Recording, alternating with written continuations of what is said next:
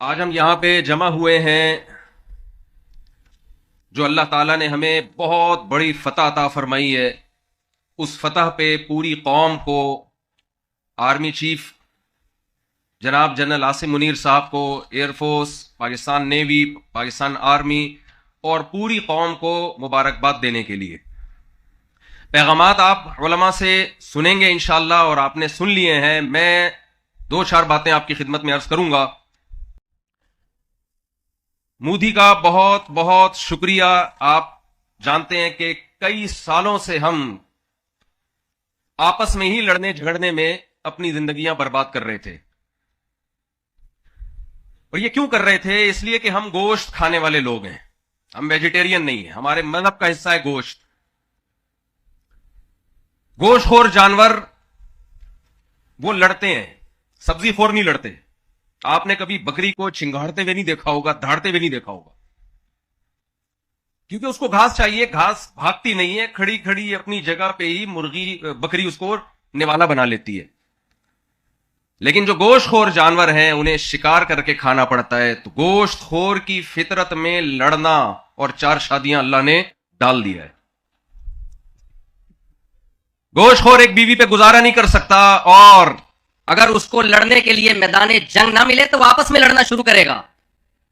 ہمارے حضرت مفتی رشید احمد صاحب رحمہ اللہ تعالی فرمایا کرتے تھے کہ جو دشمن سے لڑنے کے قابل نہیں ہے انہیں گوشت چھوڑ دینا چاہیے.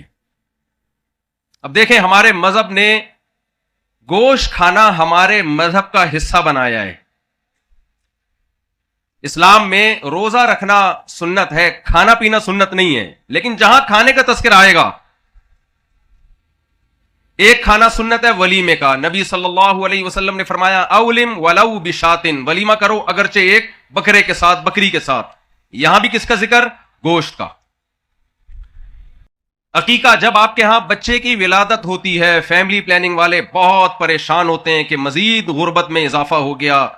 لیکن اللہ کہتا ہے 18واں بچہ بھی پیدا ہوا ہو، اگر لڑکا ہے تو 2 بکرے، لڑکی ہے تو 1 بکرا. یہ خوشی میں. دیکھو، اللہ یہ بھی کہہ سکتے تھے کہ لڑکا پیدا ہوا 2 خربوزے، لڑکی پیدا ہوئی 1 خربوزہ کھلا دو لوگوں کو. یہ بھی تو ہو سکتا تھا نا.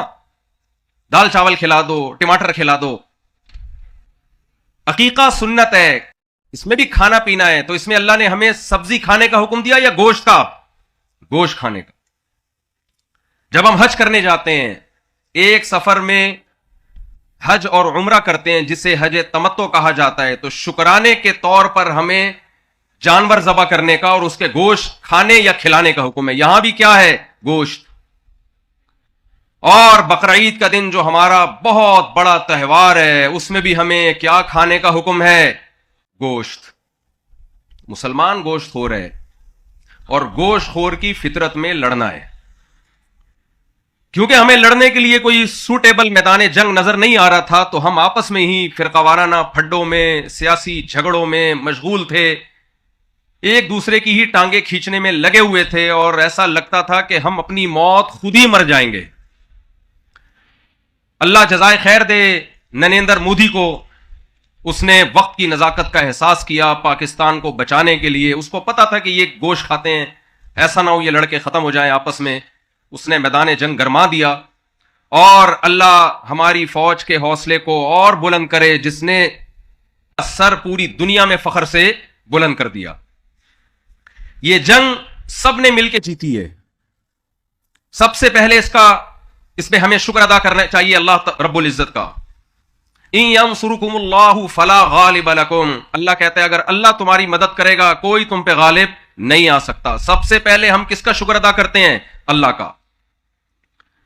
اس کے بعد ہم اپنی فوج کا شکر ادا کرتے ہیں، جن میں سب سے پہلے آرمی رہ رہا ہے.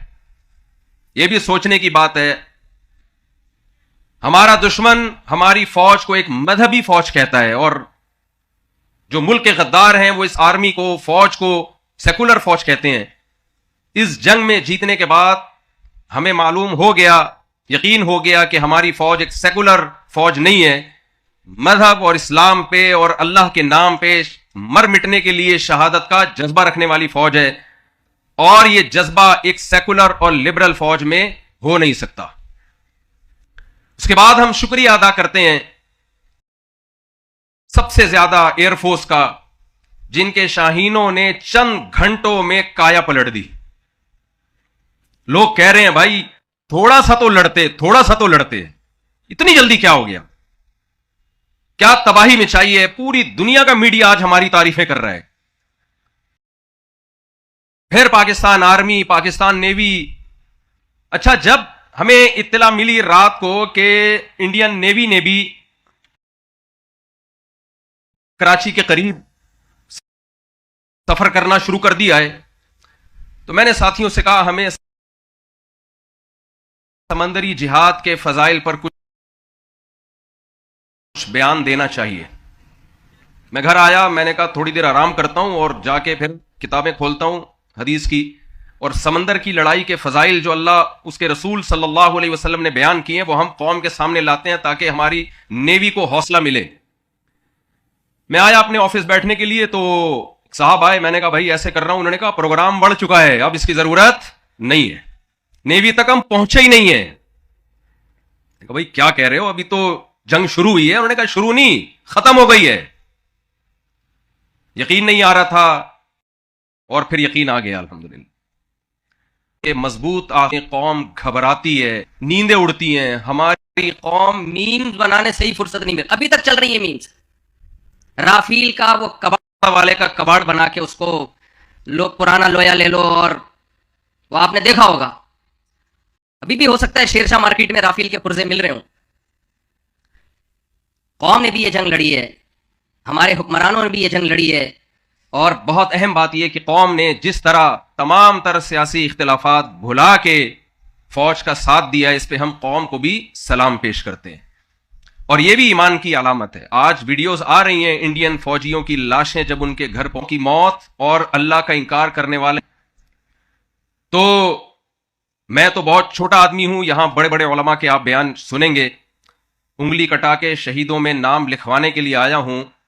ہم اللہ سے یہ امید رکھتے ہیں، اور ہندوستان کے مسلمان ہوں یا ہندو ہوں یا سکھ ہوں یا کسی بھی مذہب کے ماننے والے، اور مل کے ان کو مودی کی حکومت کا خاطر اسٹیج پہ آ کے مودی کا شکریہ ادا کرنا اچھا نہیں لگتا. ایسا نہ ہو مودی ہمیں بار بار یہ موقع دے اور ہم شکریہ کی ایک ہول سیل کے حساب سے شکریہ ادا کرنا پڑے گا. ریٹیل پہ ہمارے پاس اتنا سستا شکریہ ہے نہیں.